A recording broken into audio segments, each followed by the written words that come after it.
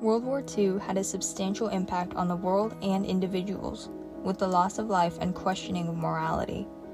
Different groups were impacted in different ways, and Native Americans' point of view on success and failure during the war became a matter of survival and preservation of their customs. War was seen as an opportunity to step toward success, but the oppressive economic and cultural repression policies enacted by the government were a pressing threat against that success. Starting in the early 1800s, Native Americans faced deep racism in the form of forced assimilation. Forced assimilation was a policy where the U.S. government would make drastic attempts to whiten and Christianize Native Americans and force them to join Anglo-American culture. Native American children were kidnapped and forced into boarding schools, where they would be stripped of their languages, culture, and tradition, and physically abused if they disobeyed. The Dawes Act, passed in 1887, allowed the government to redistribute the land that Native Americans owned. They gave the most valuable and richest of the Native Americans' farmland to the white Americans, and left Native Americans with land that was barely harvestable. Poverty for Native Americans naturally ensued. Forced assimilation was an aggressive threat to the survival of Native American culture. When World War II arrived in 1939, however, Native Americans saw an opportunity to keep their customs alive. For some Native Americans, joining the U.S. military gave them the chance to continue their customs during World War II. The over 400,000 Native Americans that joined the war efforts after the attack on Pearl Harbor were able to partially sustain their way of life when the U.S. government was trying to stamp out their traditions. One tradition, entitled the Warrior Tradition, led Native Americans to enroll in the military at a greater rate than any other ethnic group. The warrior tradition is a custom in which Native Americans protect their culture and people and provide food, education, medicine, and shelter to their tribe.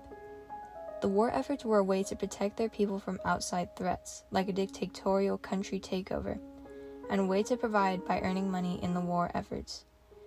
Native Americans like Corporal Ira Hamilton Hayes, who is famously known as one of 6 servicemen who raised the American flag during the Battle of Iwo Jima in the South Pacific, and Jack Cleveland Montgomery, recipient of the Medal of Honor for his courageous efforts near Padiglione, Italy, were some such Native Americans who encompassed the ideas of the warrior tradition. When Native American veterans returned home, they were celebrated with an honorary dance called a powwow and ceremonies of healing. The preservation of Native American languages was also connected to military service in World War II. The government banned Native American languages for children in the 1800s.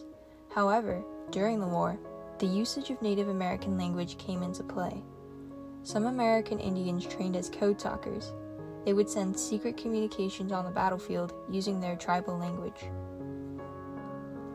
During battle, one person would operate the portable radio while the other person would receive the messages in the native language, then translate it to English. This was an effective way to not only have Native American languages accepted on the battlefield, but also to help win the war. Unfortunately, despite the preservation of certain customs during World War II, the end of the war brought all too familiar threats back to the Native American population.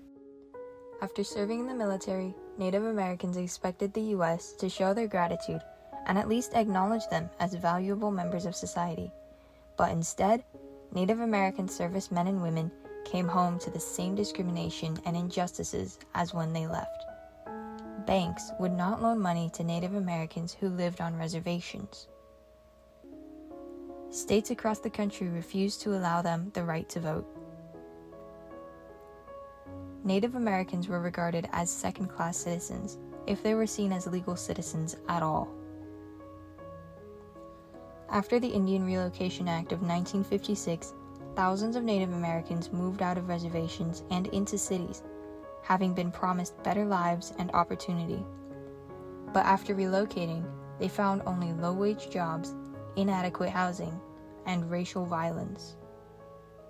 In response to this blatant discrimination, the Red Power movement was kicked off, drawing major influence from the civil rights movement that was happening around the same time. They used tactics such as civil protests and public demonstrations to advocate for their causes. Organizations including the National Congress of American Indians, the National Indian Youth Council, and the American Indian Movement supported Red Power and united Native Americans from every state under one cause. World War II servitude was not enough for Native Americans to gain equal rights in the eyes of the law, so they began to fight for those rights in different ways. In 1972, the Trail of Broken Treaties caravan marched from the West Coast to the Capitol to demand that the U.S. government fulfill its treaty agreements and that the Bureau of Indian Affairs be abolished. This was one of the most significant events of the Red Power movement, but Native American protesters were sent home after a week, and President Richard Nixon promised only to consider their propositions. Then in 1973, Native American activists converged on the village of Wounded Knee in South Dakota to support the Lakota people in protesting against corrupt leadership on their Pine Ridge Reservation. The Wounded Knee occupation grew into a 71-day conflict between the Native American occupiers and armed federal agents, and ended with the occupiers surrendering to the U.S. Marshal Service. In 1978, 5 years later, a march from San Francisco to Washington, D.C. was organized. Called the Longest Walk, the goal was to protest 11 federal bills that threatened Native American treaty rights and the imprisonment of one of the movement's members. This time, the Red Power movement saw victory.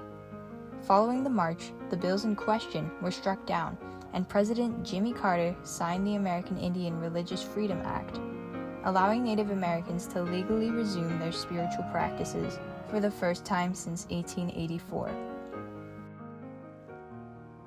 In today's world, only after hundreds of years of mistreatment and discrimination, undeniable progress has been made. Many Native Americans now live in cities, largely due to the relocation that took place in the 1950s. Some do still live on reservations, but poor living conditions and lower life expectancies due to a gap in available health care remain very real issues. World War II had vastly different effects on different people. The concept of success turned into a matter of survival and preservation for Native Americans in particular. After an extensive period of repeated injustices against Native Americans, many hoped that World War II would be an opportunity for Native Americans to earn respect, but they've had to work for that respect, and the rights they have today are the culmination of their efforts over decades.